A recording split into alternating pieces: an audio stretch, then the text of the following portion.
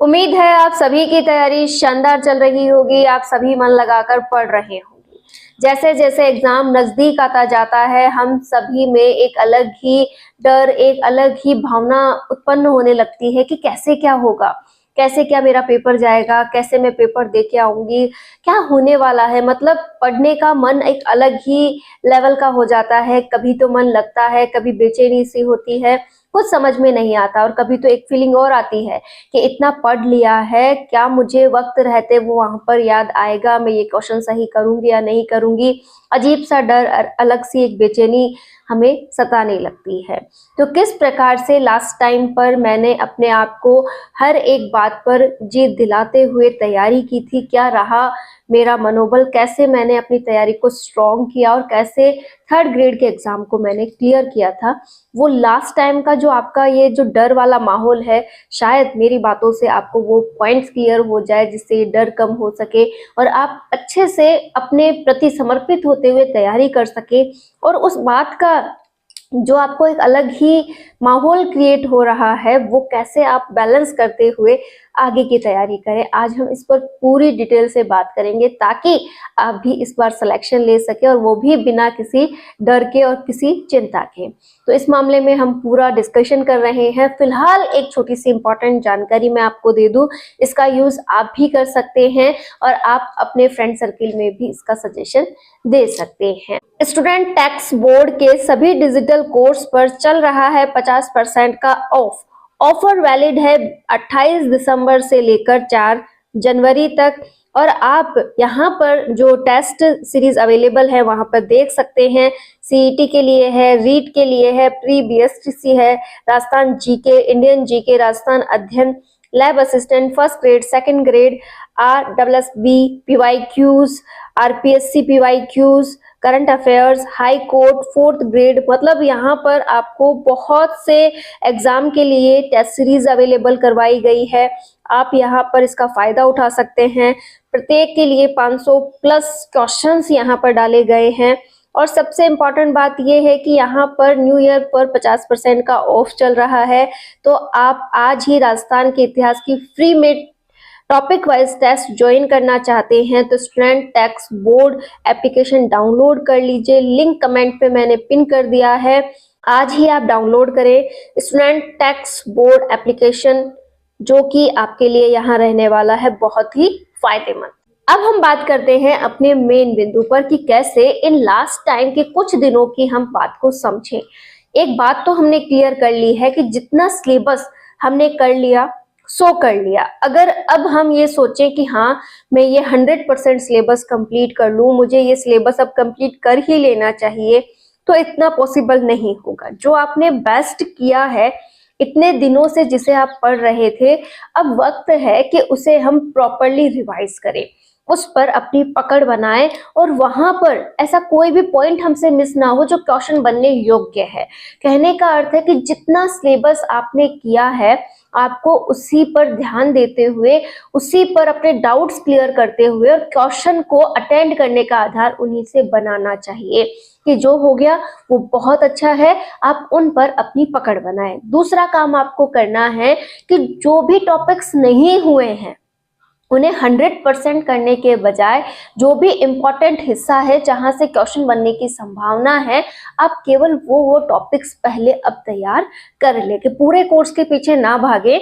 जो जो important topics आपके अब बचे हुए हैं, बस आप उन पर अपनी पकड़ बनाएं और उन्हें ही क्लियर करने की सोचें।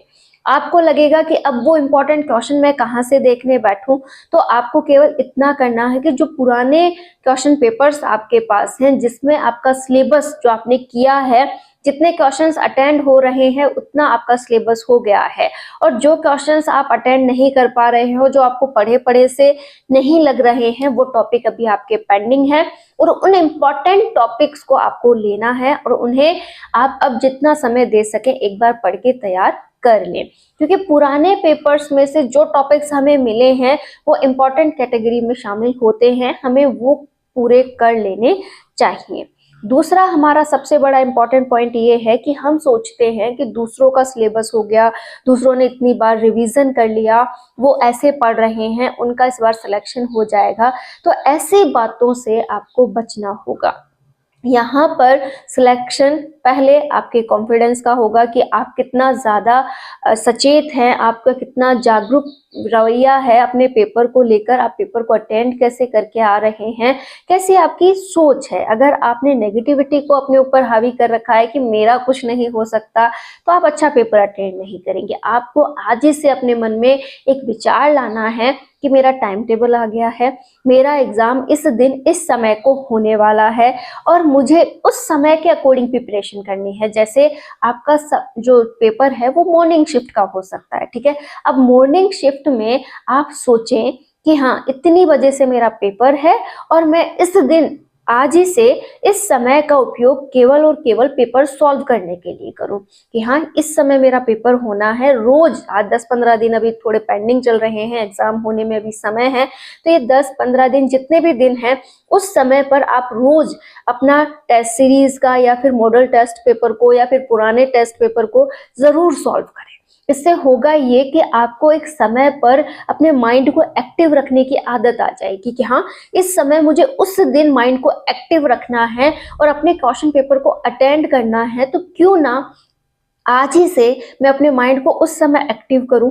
और जब हम पेपर देते हैं, आपने भी देखा होगा, जब हम पेपर देते हैं तो अनगिनत ख्याल हमारे माइंड में आते हैं, हम बहुत कुछ सोचने लगते हैं, इधर उधर की बातें हमारे मस्तिष्क में उस समय आती हैं। आप सोचिएगा एक बार जब हम पेपर, ऐसा तो नहीं आप पहली बार देने जा रहे हैं, आपने आज तक बहुत से पेपर दिए हैं, चाहे वो आपके बोर्ड एग्जाम ही क्यों ना हो।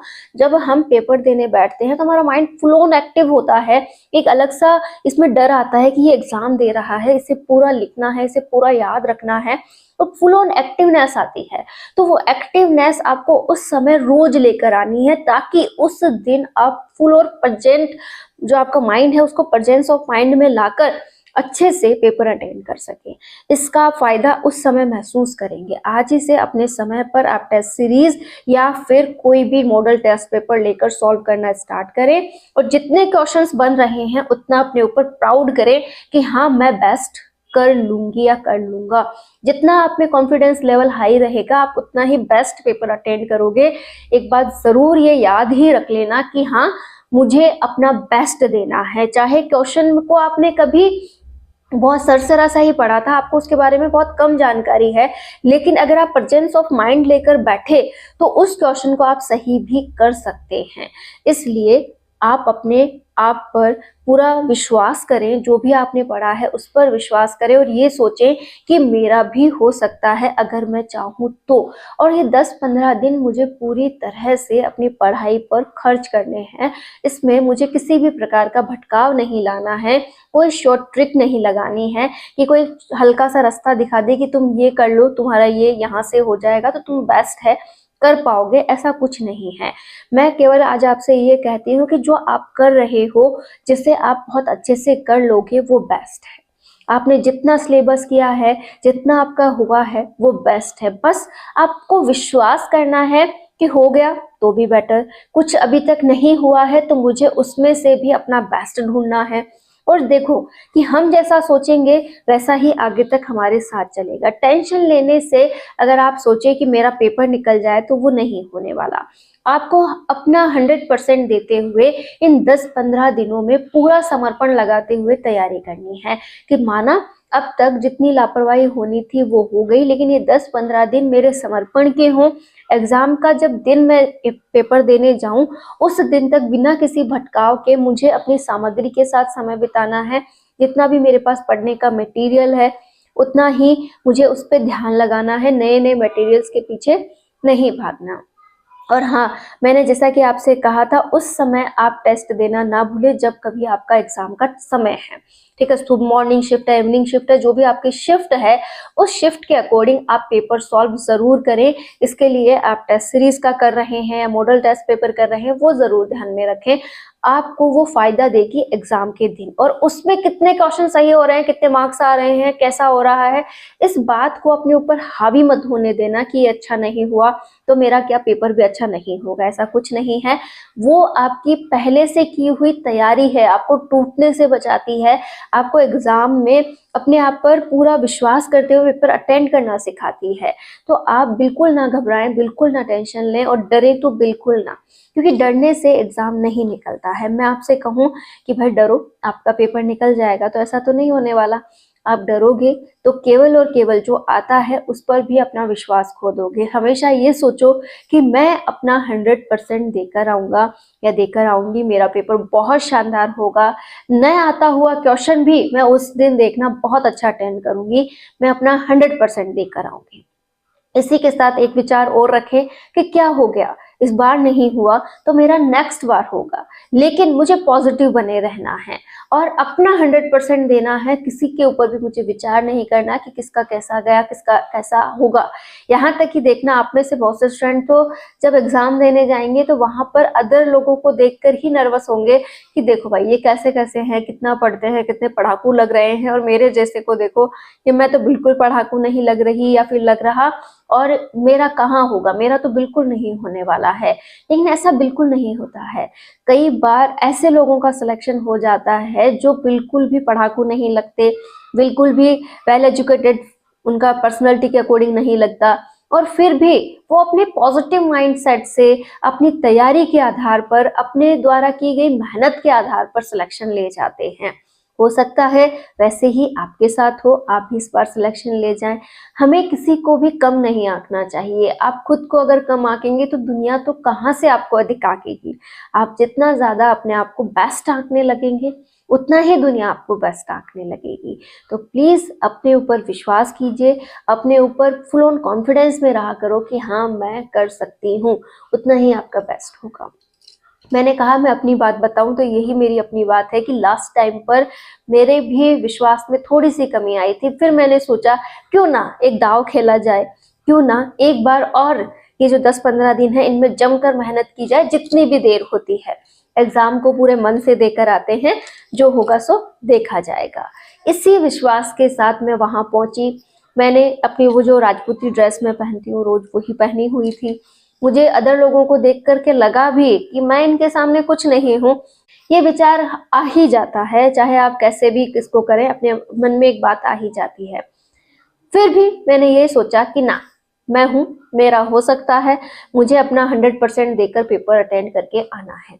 और हुआ भी वैसा ही। मैंने अपना 100% दिया, अपना बेस्ट दिया, और बहुत अच्छे से जितना भी मैं कर सकती थी मैंने किया। और ये भी था कि कई क्वेश्चंस ऐसे थे, 2-3 क्वेश्चंस की मैं बात करूं तो कई क्वेश्चंस ऐसे थे जिनको मैंने केवल एक बार पढ़ा होगा, थ्योरी के माध्यम से देखा होगा कि ये शब्द मेरे सामने आए हुए हैं, मैंने इन पे कभी गौर नहीं किया है। और ये शब्द ऐसे हैं कि मैं अगर इन क्वेश्चन को पढ़ना चाहूँ तो हल्का फुल्का मैं इस पे तुक्का मार सकती हूँ।